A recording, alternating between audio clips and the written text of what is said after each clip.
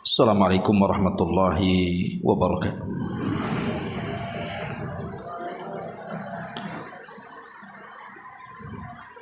Alhamdulillah wassalatu wassalamu ala Rasulillah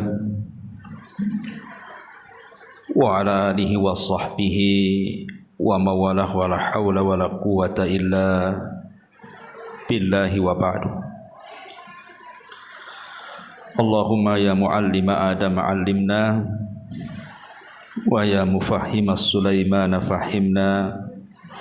Allahumma zidna ilma. Baik, kita lanjutkan kajian rutin kita setiap Ahad pagi. Dan tema di pagi hari ini kita akan mengambil tema mengejar sorga. Ma'asyiral muslimat yang dimuliakan Allah Subhanahu wa taala. Kita tahu bahwa salah satu daripada rahmat Allah Subhanahu wa taala atau kasih sayang Allah Subhanahu wa taala yang sangat luas dan teramat sangat luas sekali, di mana Allah Subhanahu wa taala memudahkan banyak jalan-jalan menuju surga. Bahkan syariat yang Allah Subhanahu wa taala berikan kepada umat Islam lebih mudah dibandingkan syariat yang diberikan kepada umat-umat sebelum Islam. Dari sini kita tahu bahwa syariat Islam memudahkan orang untuk masuk ke dalam surga, berbeda dengan syariat-syariat sebelumnya yang terkadang perlu dengan kepenatan, kesulitan, rintangan dan begitu seterusnya.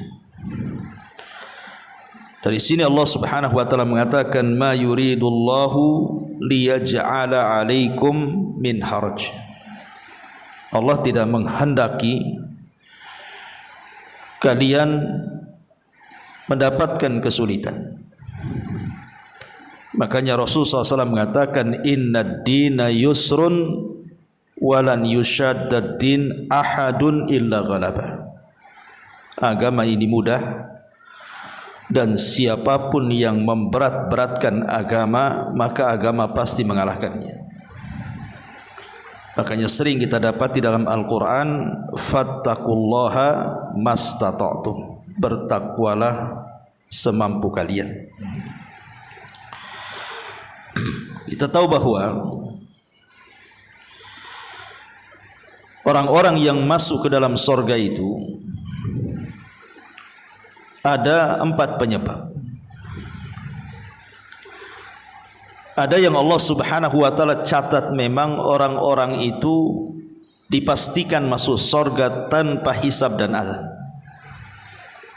Seperti ketika Nabi SAW bicara tentang 70.000 orang dari umatnya yang masuk surga tanpa hisab dan azab. Artinya orang itu keluar dari kubur saja direct masuk surga. Tidak ada proses apapun di situ.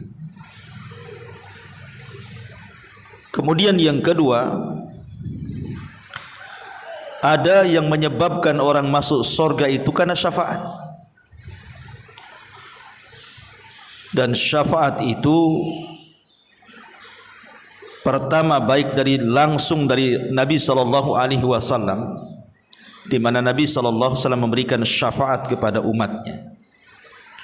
Seperti syafaatul uzma, syafaat besar yang tidak bisa dilakukan semua para nabi dan hanya bisa dilakukan Nabi sallallahu alaihi wasallam karena banyak hal. Salah satunya ketika Allah Subhanahu wa taala memberikan kepada setiap nabi dan rasul doa mustajab. Semua para nabi dan rasul mengeluarkan doa pamungkas mereka di dunia.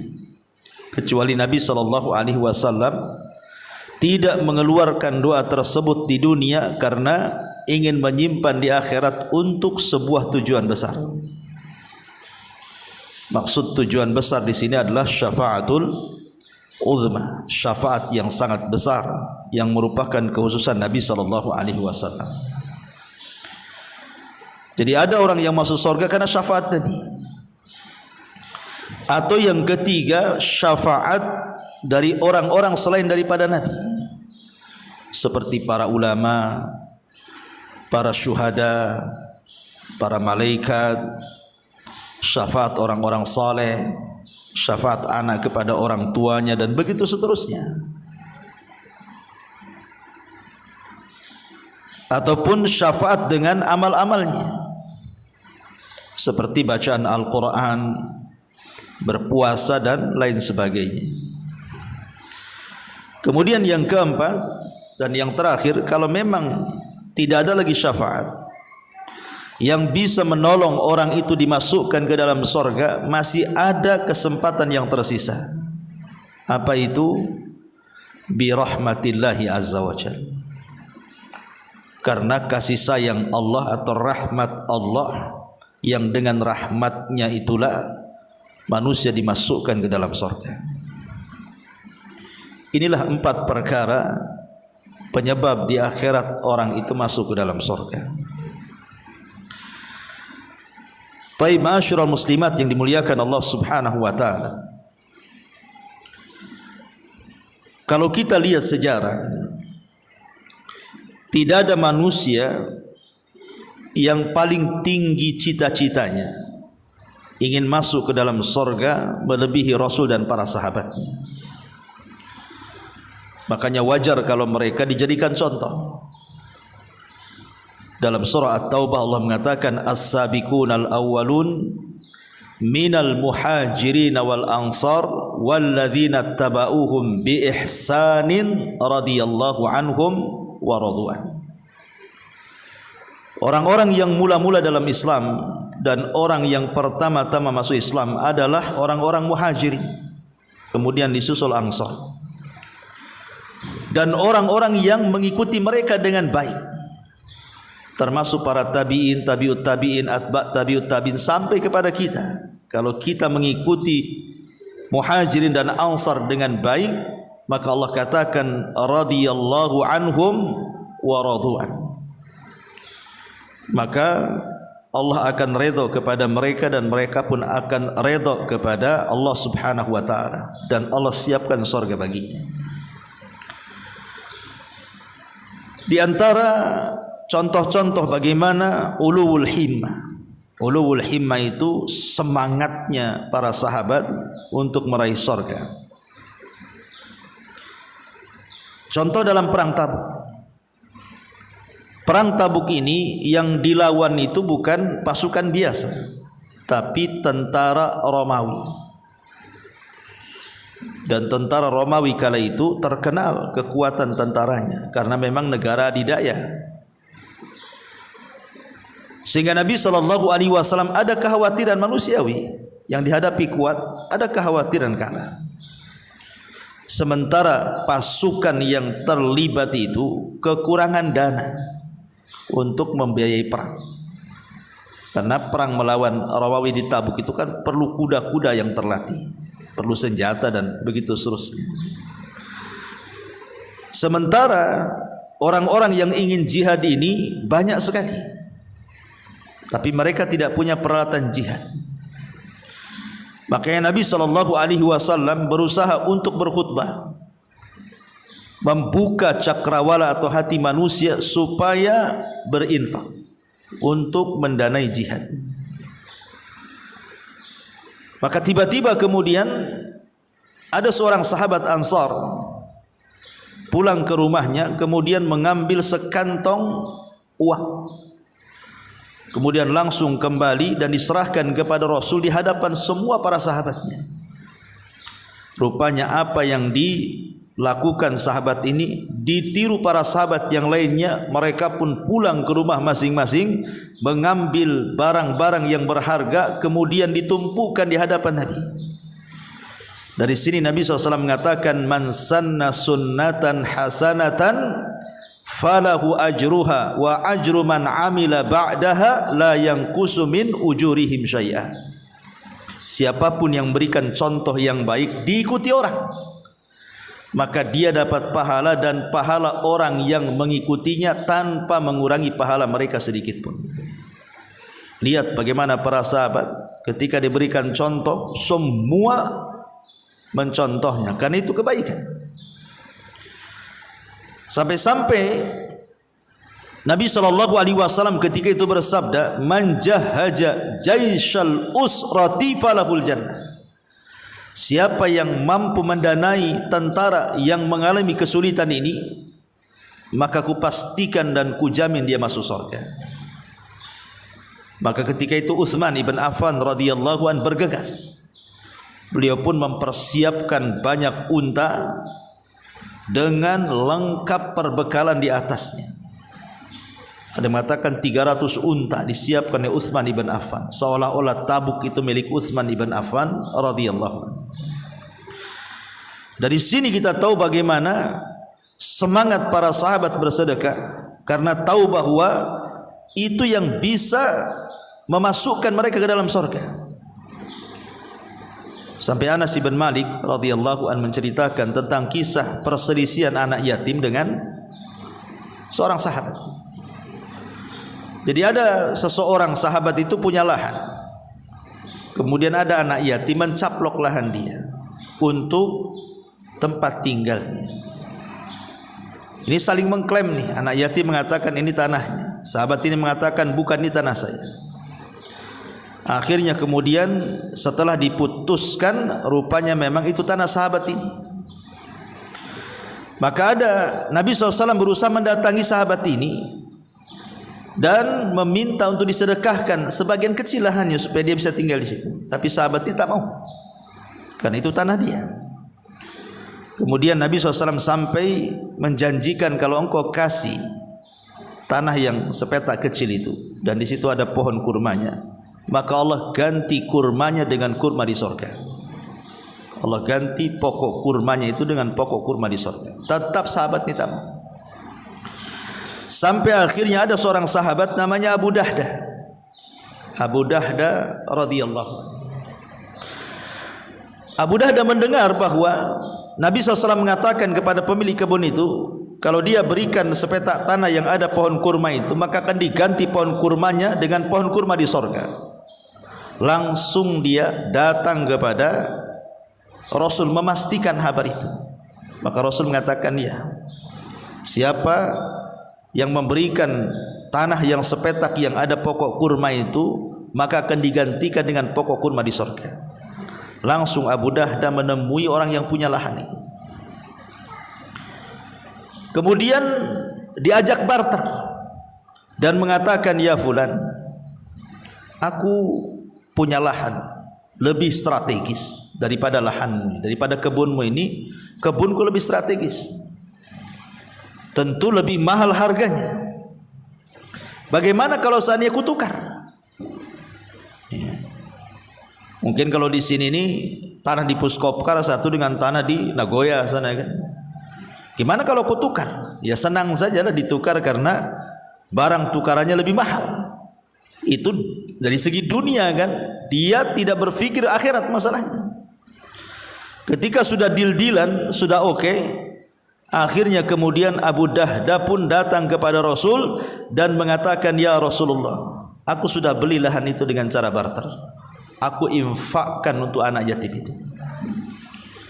Maka Nabi SAW mengatakan, rabihal bai'u, jualanmu atau perniagaanmu sungguh sangat menguntungkan. Lihat bagaimana para sahabat Nabi SAW otaknya itu hanya terpikir surga saja. Karena barter lahan yang strategis, yang harga mahal ini kan tidak semua orang bisa. Kalau bukan karena keimanan yang kuat kepada surga, tidak mungkin dilakukan. Hanya orang-orang yang kuat imannya dengan surgalah yang bisa mengorbankan apa yang ada pada dirinya kan? Dan itulah yang dilakukan para sahabat Nabi sallallahu alaihi wasallam. Luar biasa. Ma'asyiral muslimat yang dimuliakan Allah azza wajalla. Atau contoh yang lain, pernah saya ceritakan tentang kisah Rabi'ah ibnu Ka'ab kan. Rabi'ah ibnu Ka'ab, anak kecil yang belum balik itu, yang suka menolong Nabi. Jadi Rabi'ah ibn Ka'ab ini betul-betul dia sehari-harinya walaupun belum balik itu membantu kebutuhan dan hajatnya Nabi sallallahu alaihi wasallam. Seperti dia menyediakan air untuk mandi, untuk wudu, baik siang ataupun malam. Terkadang di malam hari kalau seandainya Rasul sudah masuk rumah, dia tidak langsung pergi, tapi dia menunggu depan pintu rumahnya itu. Takut Rasul keluar lagi berpesan sesuatu. Kalau sudah lama terkantuk-kantuk dia menunggu depan rumah itu, baru dia tidur. Dikhawatirkan Rasul berhajat sesuatu kemudian keluar lagi, nanti cari dia nggak ada kan gitu. Sampai seperti itu Rabi'ah ini Ibn Ka'ab al-Aslami radhiyallahu anhu. Padahal anak kecil tuh. Jadi Nabi SAW melihat semangatnya Rabi'ah Ibn Ka'ab al-Aslami ini, Nabi ingin memberikan imbalan. Karena Nabi itu tidak pernah melupakan kebaikan orang. Dipanggillah satu hari Rabi'ah Ibn Ka'ab al-Aslami ini dan mengatakan, "Ya Rabi'ah, salini ma syi'ta." Salini ma syi'ta. Wahai Rabi'ah, karena engkau sudah banyak membantuku, kata Rasul, mintalah sesukamu kepadaku, aku akan berusaha memberinya. Mintalah sesukamu. Kemudian Rabi'ah terdiam. Tadinya dia ingin meminta sesuatu dari dunia, tapi terpikir bahwa dunia ini sesuatu yang fana. Dunia ini sesuatu yang mudah hilang. Dan dia yakin bahwa rizki dia sudah diatur oleh Allah Subhanahu wa taala, sehingga tidak jadi dia minta itu. Yang diminta justru luar biasa anak kecil ini, dan dia mengatakan kepada Nabi sallallahu alaihi wasallam, "Ya Rasulullah, uridu murafaqatuka fil jannah." Rasul, kalau boleh, kata Rabi'ah Ibn Ka'ab al-Aslami ini, aku hanya minta jadikan aku temanmu di surga. Anak kecil ya, minta untuk menjadi teman Nabi SAW di surga. Coba bu, anak-anak ibu yang usia 10, 11, 12 tahun minta nak sesuatu, kira-kira apa yang diminta? Yang pertama handphone, pasti itu. Nggak ada yang lain. Saya minta handphone aja kan itu. Karena anak sekarang sudah gila handphone, itu aja dipikirkan biar bisa main game, nengok YouTube dan begitu seterusnya. Tapi lihat anak kecil di zaman Nabi, bagaimana memang orang tua mereka sudah mengajarkan ulul himmah, semangat yang kuat untuk mengejar surga sedemikian rupa. Akhirnya Nabi SAW mengatakan kepada Rabi'ah ini, "Ya Rabi'ah, baik," katanya, "tapi tolong agar Allah mengabulkan cita-citamu menjadi temanku di sorga, fa'inni ala nafsika bi kathratis sujud," kata Rasul. Maka bantulah aku supaya keinginanmu tercapai dengan cara perbanyak sujud. Maksudnya perbanyak solat. Maka Rabi'ah setelah mendengar wejangan Nabi SAW dan Rasul menjanjikan dia teman Rasul di sorga dengan cara memperbanyak solat, sejak saat itu Rabi'ah tidak pernah meninggalkan qiyamul lail sampai dia wafat ya, karena ingin mengejar cita-citanya menjadi teman Nabi SAW di sorga. Begitu para sahabat ya. Ma'asyiral muslimat yang dimuliakan Allah Subhanahu wa taala. Bahkan Anas bin Malik radhiyallahu anhu juga menceritakan pada peperangan ketika perang Badar. Dan perang Badar itu kan perang perdana ya, yang dilakukan para sahabat. Maksudnya Badar Kubra, karena ada Badar Sugro juga. Dan Nabi SAW ketika berhadap-hadapan dengan pasukan orang-orang musyrik yang ketika jumlahnya 1000 lebih, sementara tentara Rasul kan 314 orang saja. persis seperti tentara Talut ketika melawan Jalut. Nabi memberikan semangat tuh. Apa kata Nabi sallallahu alaihi wasallam? Qumu ilal jannah arduhas samawat wal ard. Serbulah musuh, di hadapan kalian terbentang sorga seluas langit dan bumi. Kemudian Nabi SAW membacakan ayat wasari'u ila maghfiratin mir rabbikum wasari'u ila maghfiratin mir rabbikum wa jannatin arduhas samawat wal ard uiddat lil muttaqin. Bersegeralah kalian menuju ampunan Rabb kalian, karena sorga yang seluas langit dan bumi itu dipersiapkan untuk orang-orang yang bertakwa. Ada seorang Ansar namanya Abu Umair Ibnu Hammam.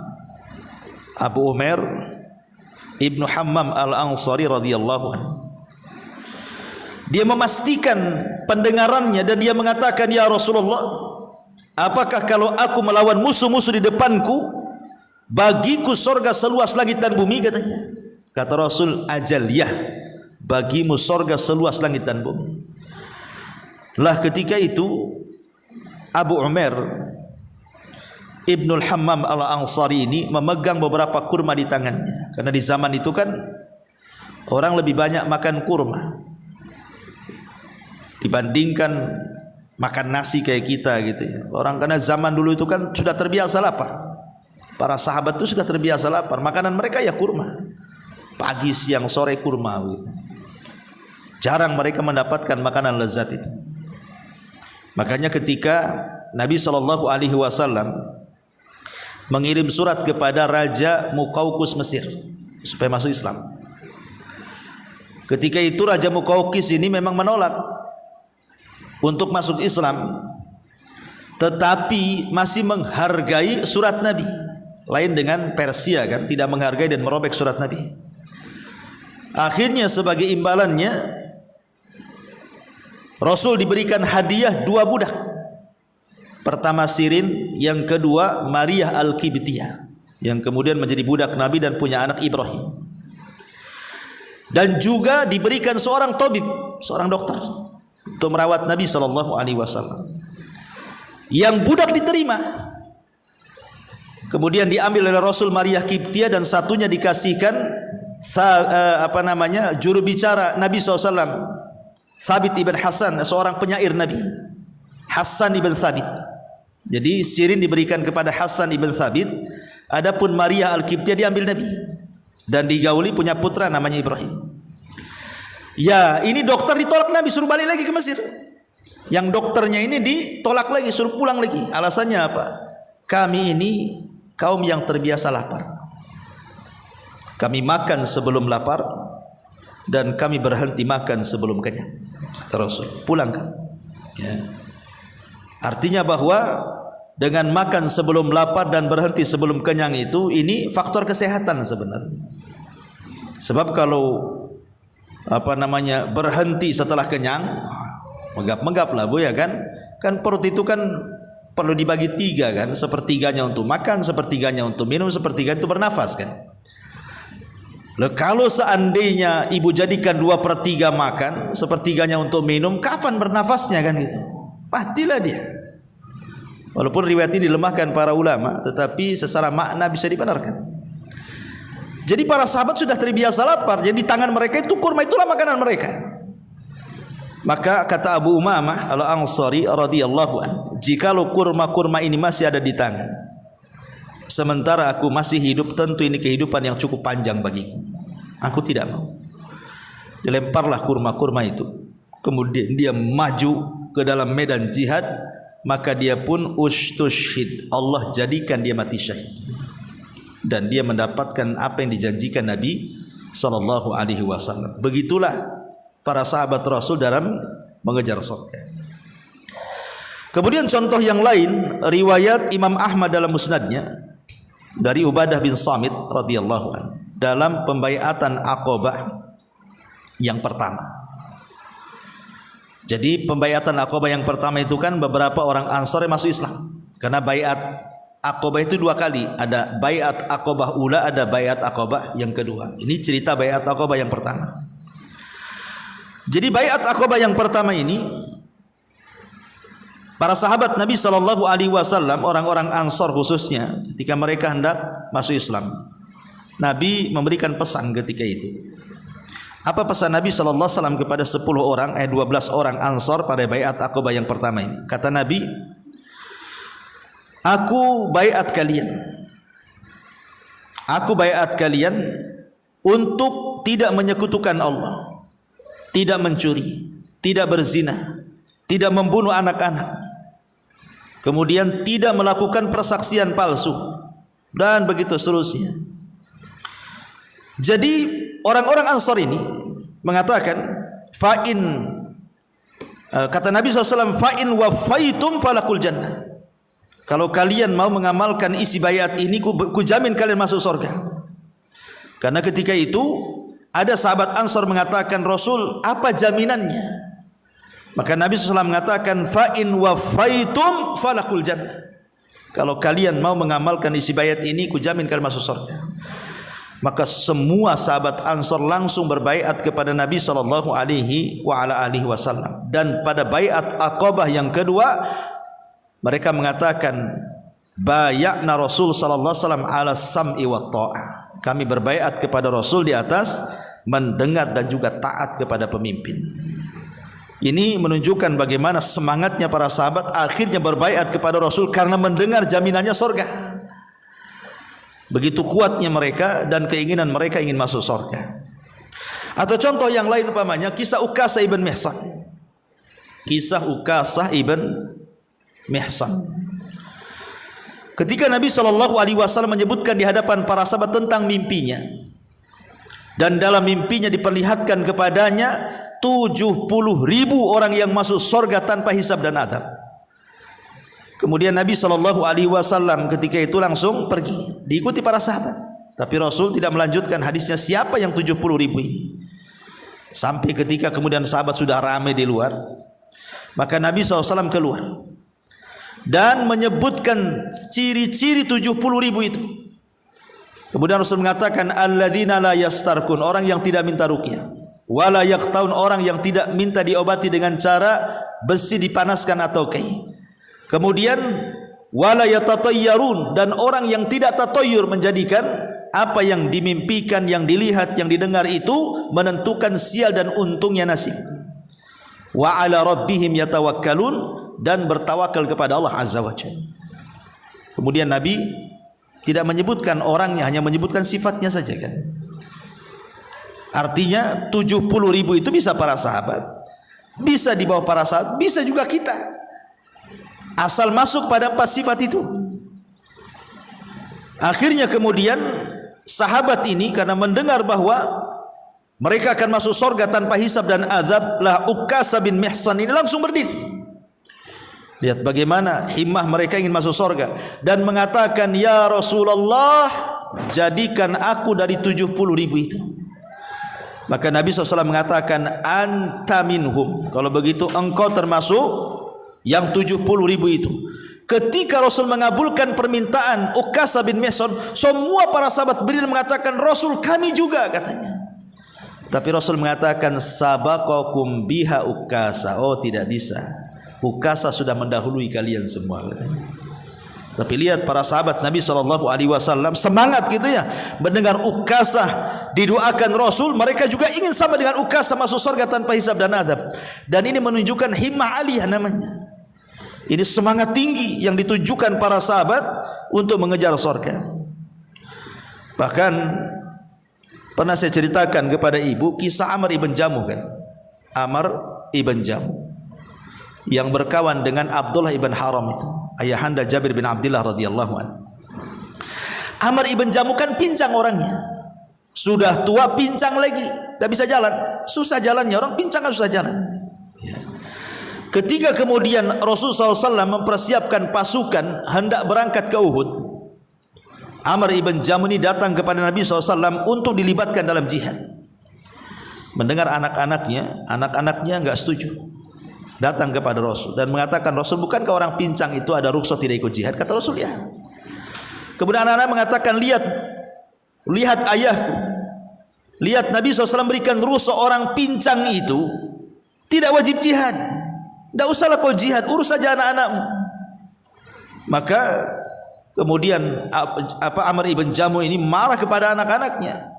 Kemudian dia bersumpah kepada Allah Subhanahu wa taala ingin menginjakkan kedua kakinya di sorga. Enggak apa-apa aku pincang, tapi aku berharap dengan jihadku ini aku bisa meletakkan kedua kakiku di sorga. Kemudian anaknya terus mendesak agar bapaknya jangan ikut perang. Tapi karena keinginannya kuat, apalagi saudaranya, kawan setianya itu Abdullah ibn Haram ikut jihad juga, pada sama-sama sudah tua dan punya cacat juga. Dia pun tidak bisa dihentikan. Akhirnya dia pun ikut dalam jihad. Rupanya dia orang yang nomor 2 mati syahid. Pertama Abdullah ibn Haram mati syahid, kemudian yang kedua disusul oleh Amr ibn Jamuh. Subhanallah, ya. Pada sudah tua tuh tidak bisa jalan, tapi ingin jihad. Sama dengan kisah Abdullah ibn Haram kan. Dia kan punya 9 anak wanita sebagai masih kecil-kecil. Sementara ibunya sudah meninggal, artinya kan dia kepala rumah tangga plus jadi ibu mereka. Dia punya anak laki-laki cuma 1, Jabir bin Abdullah, lebihnya itu perempuan. Jadi Abdullah ibn Haram ini datang kemudian daftar ingin berjihad kepada Nabi SAW dalam perang Uhud sama dengan Amr ibn Jamuh. Oh, Jabir ketika itu minta kepada Rasul, gagalkan saja. Dia sudah tua, ada cacat, sakit lagi. Ya. Bukankah ada rukhsah bagi bapak aku? Kata Rasul, iya. Tapi kemudian ayahnya ketika nasihati Jabir malah dan mengatakan, ya Jabir, laulal jannah la afartuka iya. Kalau seandainya bukan karena sorga, sudah kugantikan posisiku. Tapi ini masalahnya sorga, aku nggak mau, katanya. Makanya kemudian dia pun masuk dalam medan tempur dan dia sudah merasakan dia akan wafat. Maka dialah orang yang pertama mati syahid. Lah saat kemudian sudah selesai perang nih, maka Nabi SAW menggali lubang, kemudian menyuruh menggali lubang dan memasukkan Abdullah ibn Haram dengan Amr ibn Jamuh dalam satu lubang. Kemudian Nabi SAW berikan alasan, karena ketika keduanya hidup, dua-duanya kawan baik dalam beribadah kepada Allah, ngaji berdua, baca Quran berdua, solat malam berdua, dan begitu seterusnya. Maka kata Rasulullah, masukkan jasad 2 orang ini dalam satu lubang. Lihat bagaimana Amr ibn Jamuh dan juga Jabir ibn Abdullah radhiyallahu an semangatnya mereka mengejar surga. Taib. Tentu kita bukan para sahabat. Kita bukan para sahabat Nabi SAW yang punya semangat setinggi itu. Tetapi minimalnya walaupun kita tidak selevel para sahabat dan tidak mungkin selevel dengan mereka, minimalnya kita bisa meniru mereka lah. Tashabbahu bil kirami kiramun. Contohlah orang mulia, maka kita akan dihantarkan menjadi orang mulia juga. Jangan mencontoh orang pengecut, orang hina. Jadi hina kita jadinya. Nah, lah di sana ada amalan-amalan. Baik amalan-amalan ini bersifat keyakinan, jadi amalan hati, ataupun amalan lisan, ataupun amalan badan, ataupun amalan harta yang bisa mendekatkan kita ke surga. Karena Nabi SAW itu ketika menyampaikan Islam, Islam ini sempurna luar biasa. Islam ini agama yang sempurna. Sesuatu yang mendekatkan kita ke surga dijelaskan, sesuatu yang menjauhkan kita dari neraka sudah pun dijelaskan. Dua-duanya dijelaskan. Tinggal kita memilih saja, mau jalan ke surga kah, kau jalan ke neraka. Karena semua sudah dijelaskan. Tidak ada satupun burung yang mengepak sayap di langit kecuali sudah dijelaskan semuanya. Maknanya Islam itu agama yang sempurna dan paripurna. Mari kita simak di sini apa saja amalan-amalan yang memudahkan kita masuk surga. Yang pertama, tentu paling puncak. Inilah puncak daripada sebab orang dimasukkan ke dalam surga. Apa itu? At-tauhid. Tauhid adalah amalan yang paling puncak penyebab orang masuk surga. Imam Bukhari dan Muslim meriwayatkan sebuah riwayat dari Ibnu Abbas radhiyallahu anhuma.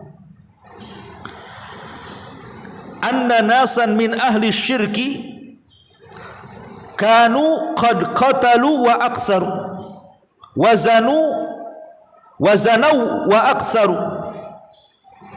Kemudian fa'atau Muhammadan sallallahu alaihi wasallam faqalu innal ladzi taqulu wa tad'u ilaihi la hasanun law tukhbirna anna lima amilna kafaratan.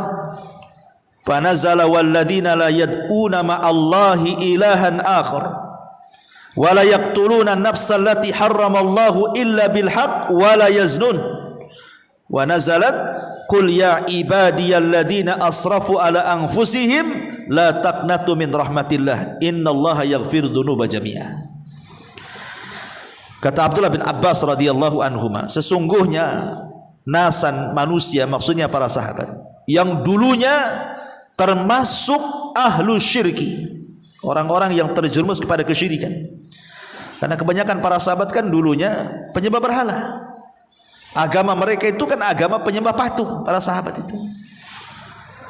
Dan mereka terlalu lama mereka menyembah patung. Dan sebagian mereka pernah berzina, dan mereka sering melakukan zina. Maka orang-orang itu pun datang kepada Nabi kita Muhammad sallallahu alaihi wasallam dan mengatakan, ya Muhammad, sesungguhnya apa yang kau dakwahkan dan apa yang kau katakan itu sebuah kebaikan. Seandainya kau habarkan kepada kami apa yang harus kami amalkan dari kafarah semua dosa yang telah kami lakukan di zaman jahiliyah itu, kira-kira apa kafarahnya? Kami sudah melakukan kesyirikan, kami sudah berzina, kami sudah minum khamar, kami sudah berbuat ini dan itu. Maka Rasul terdiam sampai turun ayat. Dan orang-orang yang mereka tidak menyembah bersama Allah Tuhan yang lain, dan orang-orang yang tidak membunuh jiwa yang Allah haramkan kecuali dengan kebenaran, dan mereka tidak berzina.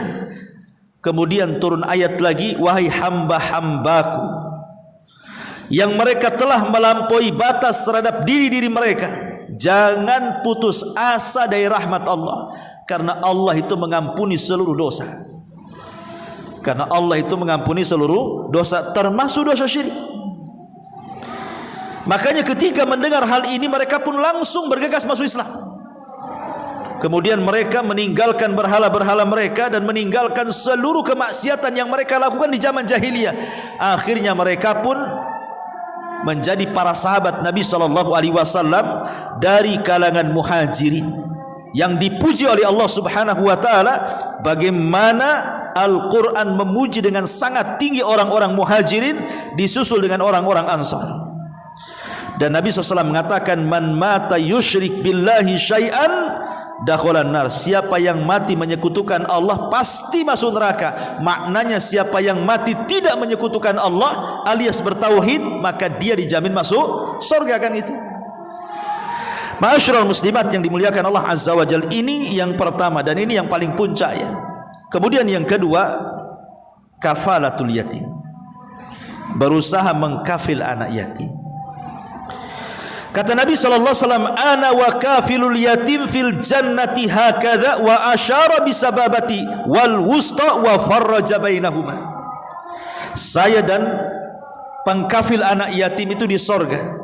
Kemudian Rasul mengisyaratkan dengan dua jarinya seperti ini, ya. Kemudian merenggangkan sedikit. Aku dan pengkafil anak yatim seperti ini loh di sorga, kata Rasul. Al-Hafidz Ibnu Hajar rahimahullahu taala ketika memberikan catatan kepada hadis ini, beliau menukilkan perkataan Imam Ibnu Battal. Apa kata Imam Ibnu Battal ini? Haqqun 'ala man sami'a hadzal hadis an ya'mala bihi liyakuna rafiqan nabi sallallahu alaihi wasallam fil jannah wala manzilatan fil akhirati afdal min dzalik. Kata Ibnu Battal, siapapun yang mendengar hadis ini dibaca, maka sudah seharusnya dia berusaha mengamalkan hadis ini supaya menjadi teman Nabi di sorga. Dan tidak ada kedudukan yang paling tinggi di sorga melebihi menjadi teman Nabi SAW di sorga. Lihat bagaimana para pengkafil anak yatim ini bukan hanya dijanjikan masuk sorga, tapi lebih daripada itu dijadikan teman Rasul di sorga. Cukuplah ini keistimewaan tuh. Kalau dimasukkan ke dalam sorga saja itu sebenarnya sudah cukup kan. Tetapi lebih daripada itu dijadikan teman di sorga. Sampai-sampai Rasul mengatakan, mengisyaratkan 2 jari lagi. Nah, ini keistimewaan yang luar biasa ini mengkafil anak yatim ini. Ma'asyiral muslimat yang dimuliakan Allah Subhanahu wa taala. Kita ringkas saja. Kemudian yang ketiga, muhafadhatut thahara. Berusaha menjaga thahara, menjaga wudu. Mungkin thahara di sini ya. Menjaga wudu. Kemudian setelah berwudu jaga 2 rakaat wudu. Kan ada salat sunnah wudu tuh. Sebagian para ulama fikih mengatakan salat sunnah wudu itu dilakukan sebelum kering wudunya. Jadi kalau ibu berwudu masih basah-basah nih, itu berwudu langsung sholat tuh. Tapi kalau sudah 1 jam kan sudah kering kan gitu ya. Berarti kalau ingin sholat sunnah wudu ya wudu lagi. Karena disyariatkan sebelum kering air wudunya dia sholat sunnah, namanya sholat sunnah wudu. Lah disebutkan dalam hadis Bukhari Muslim itu dari Abi Hurairah radhiyallahu an. Jadi satu hari ketika sholat fajar, Nabi SAW memanggil Bilal ibn Rabah, muadzin Nabi SAW. Kemudian Bilal ini ditanya oleh Nabi SAW, "Ya Bilal, waktu aku Isra Mi'raj, aku masuk ke dalam surga." Kemudian Rasul mengatakan, "Fa inni sami'tu dafana 'alaika baina yaday fil jannah." Atau dalam riwayat, fa inni sami'tu khasataka fil jannah. Aku mendengar suara terompahmu di sorga. Madza amilta wa madza tasna? Ya Bilal, apa yang kau amalkan? Apa yang kau lakukan? Kok bisa kedua sandalmu, kedua terompahmu itu masuk sorga padahal kamu di dunia tuh? Maka Bilal ibn Rabah hanya mengatakan, ma tawadda'tu wudu'an illa wa qad shallaitu rak'atain. Aku tidak mengamalkan apapun melainkan aku berusaha untuk menjaga toharoh dan setelahnya aku sholat 2 rakaat. Tidaklah aku berwudu kecuali setelahnya aku lakukan sholat 2 rakaat wudu. Dari sini menunjukkan bahwa menjaga toharoh menjadi penyebab seseorang itu dimasukkan ke dalam surga. Ini yang ketiga. Yang keempat, al-muhafadhatu 'ala shalawatil khams. Berusaha menjaga salat 5 waktu. Karena ada hadis Nabi yang mengatakan, khamsu salawatin katabahunna Allahu 'alal ibad faman jaa'a bihinna lam yudayyi minhunna syai'an istighfafan bihaqqihinna kana indallahi ahdun an yudkhilahul jannah. Salat 5 waktu kata Rasul yang Allah wajibkan kepada hamba-hambanya, barang siapa yang mendatangi 5-5-nya, dia tidak meremehkannya sama sekali, maka kewajiban bagi Allah untuk memasukkan pelakunya ke dalam surga. Jadi dia jaga salat 5 waktu dan dia tidak meremehkan, ya, tidak meremehkan sama sekali. Pokoknya betul-betul dia tanggung jawab dengan solat 5 waktu itu, maka ada jaminan dari Allah Subhanahu wa taala dimasukkan ke dalam surga. Subhanallah. Solat 5 waktu saja bisa memasukkan orang ke dalam surga. Kemudian yang nomor 5, al khaufu min maqamillahi azza wajalla. Menanamkan perasaan takut. Perasaan takut kepada siapa? Kepada Allah. Takut akan azabnya, takut akan nerakanya, takut kalau amal kita ditolak dan tidak diterima, takut kepada Allah Azza wa Jalla, takut kalau Allah Subhanahu wa taala mengirimkan bencananya. Karena Allah Subhanahu wa taala mengatakan dalam surah Ar-Rahman 46, waliman khafa maqama rabbih jannatan. Bagi orang yang takut kepada Rabbnya, maka Allah berikan 2 sorga. Ada yang mengatakan sebagian ahli tafsir maksudnya 2 sorga di sini, yang satu sorga milik dia, memang solid milik dia sorga itu, tapi yang satu itu sorga warisan orang kafir yang dikekalkan di neraka dan tidak bisa masuk sorga, maka yang satu itu warisan ahli kafir. Warisannya orang-orang kafir yang masuk neraka diwariskan kepada orang yang beriman. Tilkumul jannah uristumuha, kata Allah. Itulah sorga yang Allah wariskan kepada kalian. Makanya Rasul mengatakan ainani, dua mata, kata Rasul, lam tamussahuman nar, tidak mungkin disentuh api neraka. Salah satunya kata Nabi SAW, ainun bakat min khasyatillah, mata yang menangis karena takut kepada Allah Subhanahu wa taala. Ini yang nomor 5. Yang nomor 6, taatul walidaini, ketaatan kepada Allah Subhanahu wa taala, ketaatan kepada kedua orang tua. Dikisahkan dari kisah-kisah umat dulu, Bu. Jadi Nabi Musa alaihi salatu wassalam, dia bertanya kepada Rabbnya tentang seorang hamba yang Allah tetapkan kepada hamba tersebut akan menjadi teman Nabi Musa di sorga. Jadi Allah mengatakan, ya Musa, nanti ada seorang hambaku yang akan jadi temanmu di sorga. Jadi Musa ini bertanya kepada Allah, ya Allah, bisa enggak kau perlihatkan orang tersebut, kenapa dia akan jadi temanku di sorga? Maka Allah Subhanahu wa taala memperlihatkan Nabi Musa, memperjumpakan dengan orang itu. Setelah dijumpakan dengan orang itu, maka Nabi Musa alaihi salatu wassalam mengikuti orang itu. Kemana perginya orang itu? Apa aktivitasnya? Apa perbuatannya? Jadi setelah diintai beberapa waktu, rupanya orang tersebut selalu masuk ke dalam gua membawa makanan. Selalu masuk, keluar masuk gua membawa makanan. Jadi satu hari Nabi Musa alaihi salatu wassalam coba memergoki orang itu ketika masuk ke dalam sorga, kemudian keluar, ada apa di dalam goa itu? Kenapa dia bolak-balik masuk goa itu? Rupanya setelah kemudian dia bertanya, apa yang ada di gua itu? Siapa yang ada di gua? Kenapa kau bolak-balik ngantar makanan ke dalam gua itu? Rupanya dalam gua itu adalah ibunya anak muda ini. Kemudian dia mengatakan kepada Nabi Musa, aku setiap hari yang menyuapinya, yang memberi minum. Pokoknya apa yang dihajatkan ibuku, aku pasti akan melakukannya selama aku bisa melakukannya. Akhirnya kemudian Nabi Musa alaihi salatu wassalam mengatakan, Allahumma ij'alha, Musa mengatakan, bagaimana bisa kau akan menjadi temanku di sorga? Jadi setelah Nabi Musa tahu bahwa orang ini birrul walidain, bagaimana bisa Allah takdirkan kau akan menjadi temanku di sorga hanya karena engkau memberi makan orang tuamu? Maka kemudian anak muda ini mengatakan, ya, karena setiap aku memberi makan dan minum orang tuaku selalu berdoa kepada Allah dan mengatakan, Allahumma ij'al ibni hadza rafiqa Musa ibn Imran.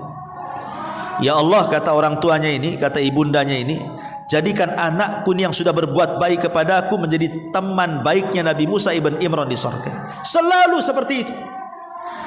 Jadi setelah dia memberi makan, memberi minum, berkhidmat kepada orang tuanya, itu yang dibaca ibunya, ya Allah, jadikan anakku ini teman Nabi Musa. Ya Allah, jadikan anakku teman Nabi Musa. Rupanya panjatan dua ibu ini melesat ke langit dan Allah Subhanahu wa taala mendengarkannya. Makanya Allah mengatakan kepada Musa, ya Musa, ada di antara hambaku yang akan menjadi temanmu di sorga. Rupanya karena sebab doa orang tua, dan orang tua tidak mungkin berdoa seperti itu kecuali karena kebaikan anaknya kepadanya, kan. Dari sini menunjukkan bahwa taatul walidain, ketaatan kepada orang tua itu adalah satu di antara penyebab terbesar orang masuk ke dalam surga. Kemudian yang nomor 7, al-iktsar min dzikrillahi azza wajalla, memperbanyak zikir kepada Allah Subhanahu wa taala. Nabi mengatakan sabaqa al-mufridun, ada yang mengatakan mufarridun, telah mendahului kita al-mufarridun, maksudnya mendahului kita ke mana? Masuk surga. Qalu, sahabat bertanya, wamal mufridun atau wamal mufarridun ya Rasulullah? Qala adz-dzakiruna Allah katsira wadz-dzakirat. Siapakah orang-orang mufarridun itu wahai Rasul? Maka Nabi mengatakan mereka adalah laki-laki dan wanita yang banyak berzikir. Lihat, kalau seandainya nih ibu berdua boncengan naik motor ke sini, yang nyetir sambil menyetir dia membaca subhanallah walhamdulillah wala ilaha illallah wa akbar, atau subhanallah bihamdi subhanallahil azim, atau dikir apalah ya. Ini yang dibonceng ya diam-diam saja, nengok kiri, nengok kanan, nengok macam-macam gitu ya. Lisannya diam saja. Maka Rasul mengatakan sabaqal mufarridun. Maka orang-orang yang berzikir ini akan mendahului temannya masuk ke dalam surga. Mungkin dari sekian ibu-ibu yang hadir di sini kan ada yang ahli zikir. Lah itulah yang akan mendahului ibu-ibu yang lainnya masuk ke dalam surga, kata Rasul. Sabaqal mufarridun. Makanya zikir ini sering saya katakan amalannya sangat ringan. Anak-anak bisa melakukan, orang dewasa bisa melakukan, orang tua bisa melakukan, wanita, laki-laki bisa melakukan, yang bujang, yang sudah berumah tangga bisa melakukan, tanpa harus ada biaya, tanpa harus ada tenaga, tanpa harus ada apapun yang harus dikeluarkan dari harta, tapi semua orang bisa melakukannya hanya dengan lisan saja mengucapkan subhanallah, Allahu akbar, la ilaha illallah, dan begitu seterusnya kan. Tapi lihat bagaimana Nabi mengatakan ala unabbiukum bi khairim min a'malikum. Maukah aku habarkan amal yang paling baik di antara kalian? Pertama, amal yang paling baik. Yang kedua, wa azkaha inda malikikum. Wa azkaha, lebih bersih, lebih suci di hadapan Allah Subhanahu wa taala. Yang ketiga, wa arfauha fi darajatikum, bisa mengangkat derajat. Yang keempat, wa khairil lakum min infaqiz zahabi wal waraq, dan lebih baik daripada infak dengan emas dan perak. Bahkan yang nomor 6, wa khairun lakum min antal kau aduwakum fatadribu a'naqakum wa yadribu a'naqakum, fatadribu a'naqahum wa yadribu a'naqakum. Ataupun lebih baik daripada engkau berjumpa dengan lawan, kau pukul lawan atau kau dipukul lawan. Bayangkan berapa keutamanya? 6. Seutama-utama amal, sebersih-bersihnya jiwa kita di hadapan Allah, semulia-mulianya derajat kita akan diangkat, kemudian lebih baik daripada infak emas dan juga perak, kemudian lebih baik dibandingkan jihad di jalan Allah Subhanahu wa taala. Kemudian Rasul mengatakan apa? Qalu bala ya Rasulullah, qala az-zikru atau zikrullahi azza wajalla. Mereka mengatakan, tentu Rasul, apa amalan itu? Maka Rasul mengatakan berzikir kepada Allah Subhanahu wa taala. Ini yang nomor 9. Yang nomor 7, nomor 8, an yuhafidh al-mu'min ala sunani rawatib. Berusaha menjaga sunnah-sunnah rawatib. Kata Nabi SAW, man shalla lillahi fi yaumin wa lailatin sintai asyrata rak'atan banallahu subhanahu wa ta'ala lahu baitan fil jannah. Barang siapa yang salat dalam satu hari semalam 12 rakaat, maksudnya salat sunnah rawatib, maka Allah akan bangunkan satu istana bagi dia di sorga. Subhanallah. Satu istana di sorga menanti orang-orang yang menjaga salat rawatib. Kemudian yang nomor 9, al-hirsu wal mudawamatu ala salatil bardaini, menjaga 2 salat, Bu, salat asar dan salat subuh. Kalau bisa tepat waktu. Kata Nabi SAW, man shallal baradaini dakhulal jannah, siapa yang salat 2 waktu subuh dan asar dijamin masuk surga. Kemudian yang nomor 10, qiraah ayatil kursi. Berusaha untuk tidak meninggalkan membaca ayat kursi selepas salat wajib.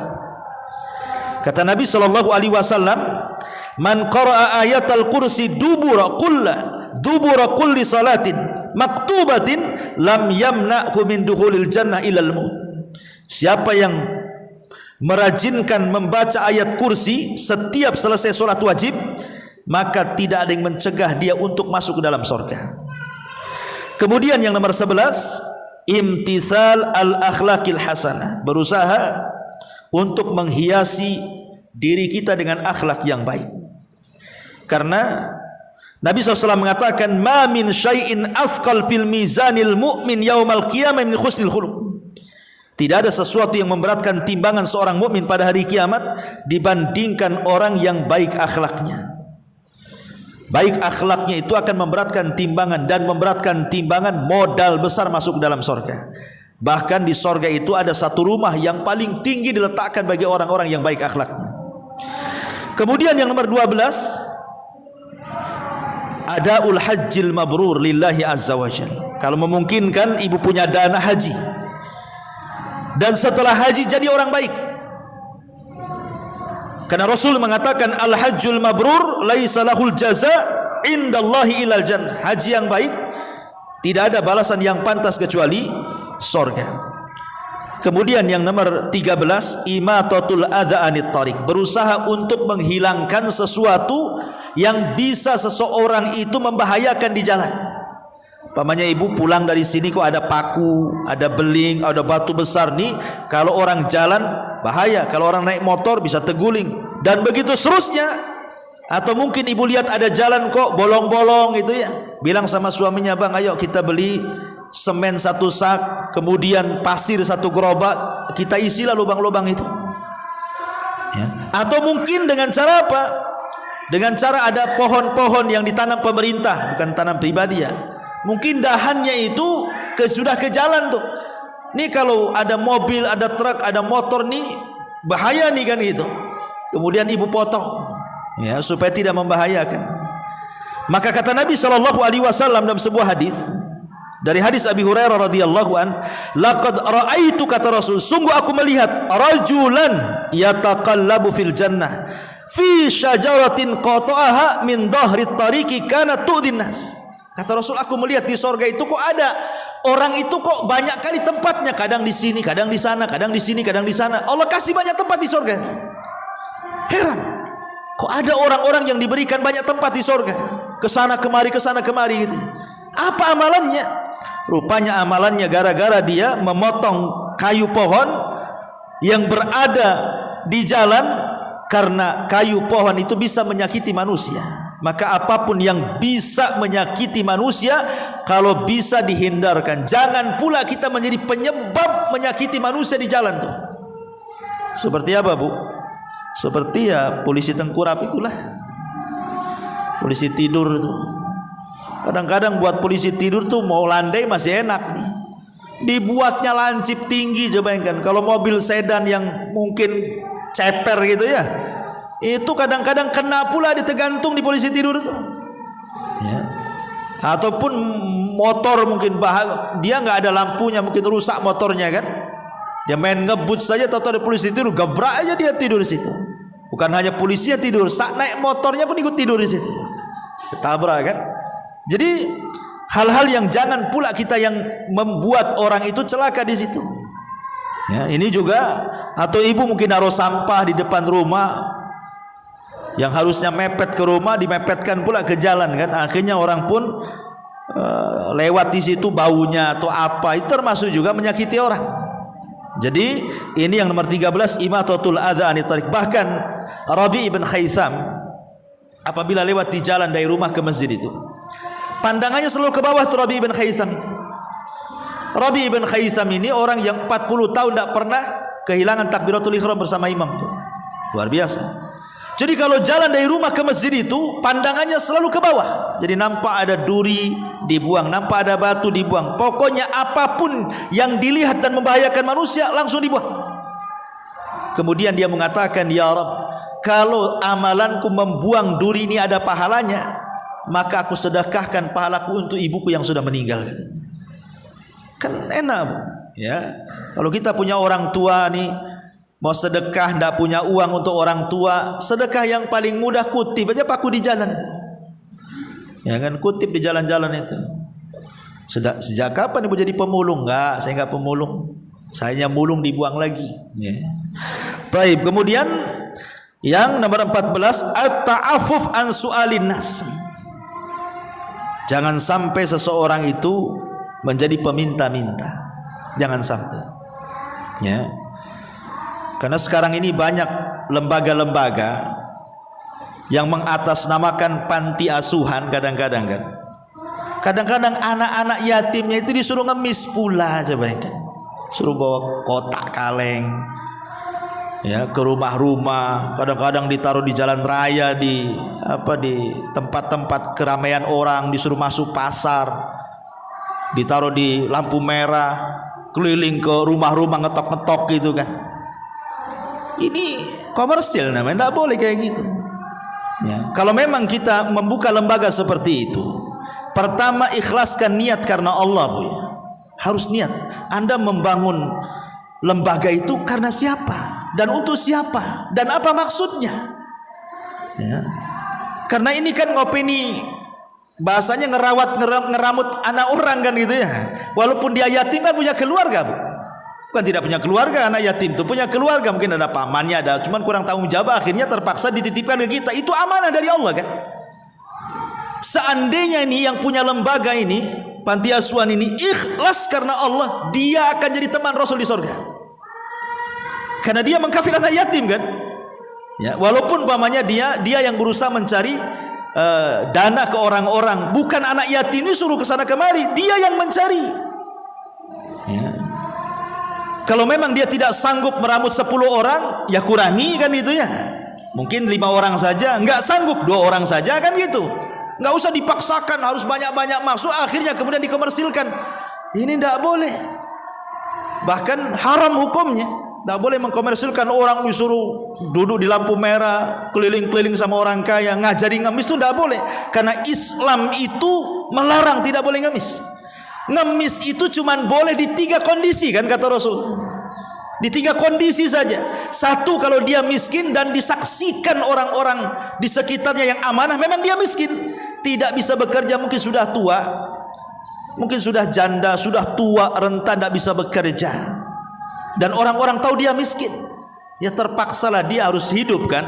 Akhirnya minta-minta. Itu pun sekedar untuk mengganjal perutnya saja loh ya, bukan untuk kekayaan. Ya. Yang kedua, orang yang menolong orang membayarkan hutang, akhirnya dia bankrupt. Namanya nolong orang nih, dia sendiri sebenarnya dulunya kaya, tapi dengan kekayaan dia nolong orang, akhirnya jadi miskin dia. Gara-gara nolong orang, maka dia boleh meminta-minta sekedar hajat kebutuhannya saja sambil dia mencari. Ya, mencari kekayaan lain, setelah dapat ya ditinggalkan itu. Atau orang yang musafir nih, hilang dompetnya. Pamannya orang nggak kenal Batam, nggak ada saudara, nggak ada apa, pengen jalan-jalan ke Batam, dompetnya pula hilang, rekeningnya di situ, semuanya identitas di situ. Dia mau kemana? Nah, terpaksalah dia minta-minta untuk mengganjal perutnya. Walaupun dia orang kaya di kampungnya, tapi di sini kan nggak bisa makan dia, maka dibolehkan.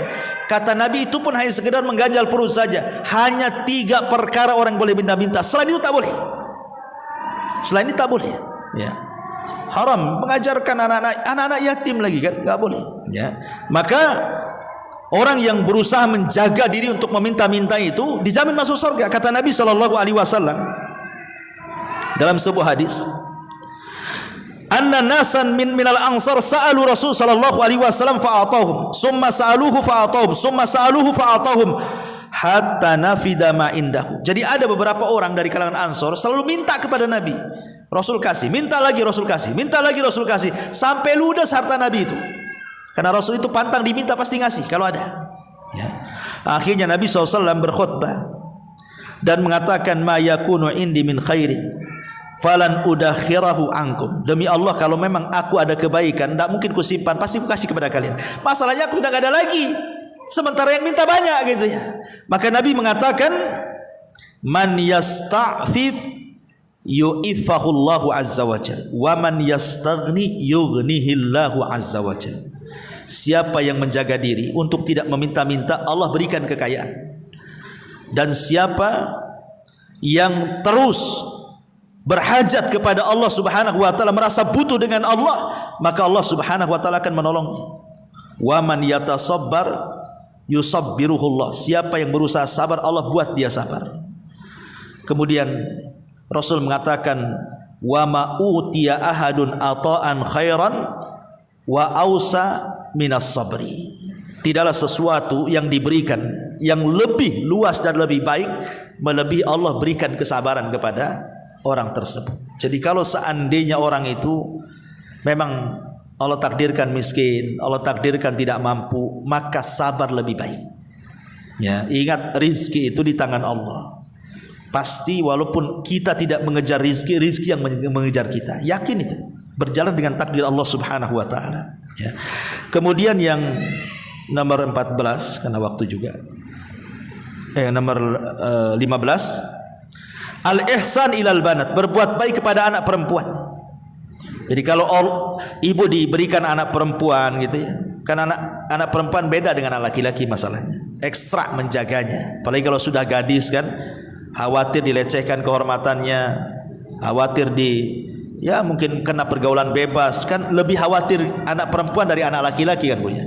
Makanya kenapa kemudian Nabi SAW mengatakan, mani betulia min hadhil banat, siapa yang diuji dengan anak perempuan bisyai'in kunna lahu sitran minan nar, barang siapa yang diuji anak perempuan dengan sesuatu, maka dia akan menjadi penghalang antara dia dengan api neraka. Dalam riwayat ya, dia memberi makan, dia memberi minum, dia memberi pakaian, dia memberikan pendidikan, kunna lahu hijaban minan nar yaumal qiyamah, maka anak-anak itu akan menjadi penghalang dia dengan api neraka.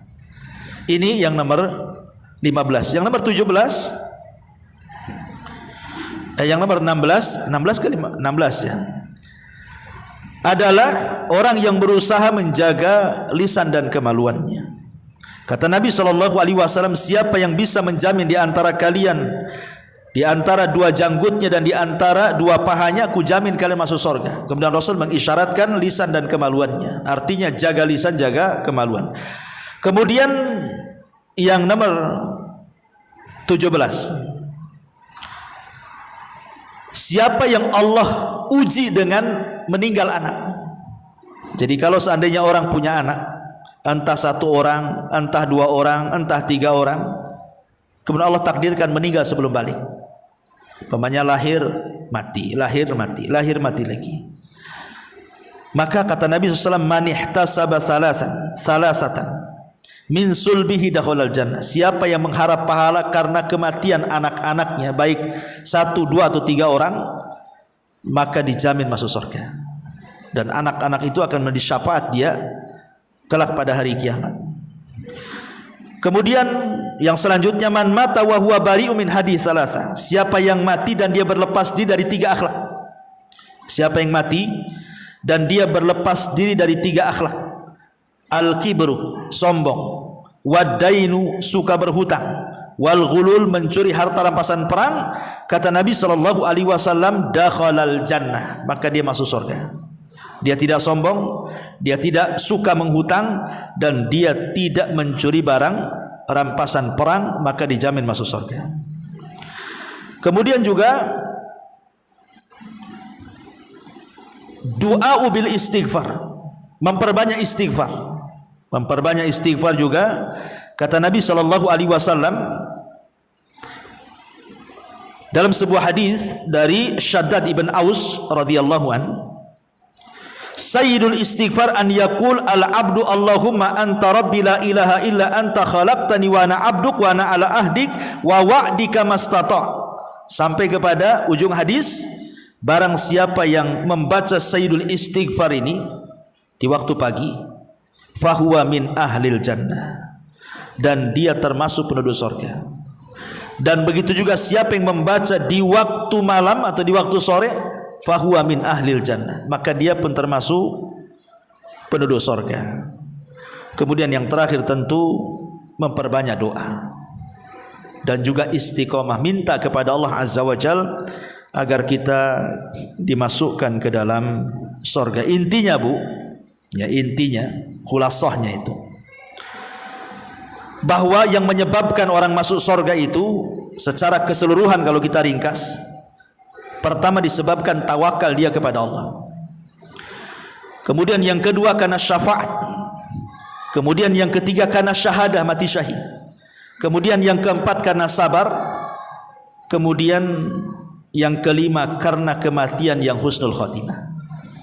Itu diantara secara ringkas penyebab orang masuk surga. Wallahu a'lam bishawab. Mudah-mudahan